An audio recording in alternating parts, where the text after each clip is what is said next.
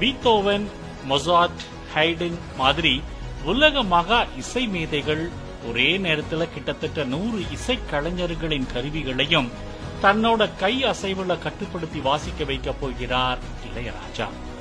அது அவர் வழக்கமா வெளிநாட்டு கச்சேரிகளில் வாசிக்கிறது தான். என்ன வித்தியாசம்னு கேக்குறீங்களா?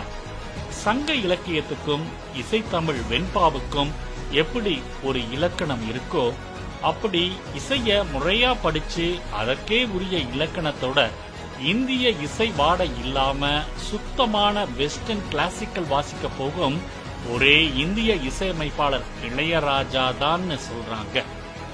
வெஸ்டர்ன் கிளாசிக்கலான சிம்போனியில் வயலின், செல்லோ போன்ற கம்பி கருவிகள், ட்ரம்ப், புல்லாங்குழல், கிளாரினட், சாக்ஸோபோன் போன்ற காத்துல இசைக்கப்படும் கருவிகள், தாள இசை கருவிகள் ஒரே நேரத்தில் வாசிக்கப்படும். அதற்கேற்ப தியாரியா இசைக்கு நோட் எழுதியிருக்காரு இளையராஜா.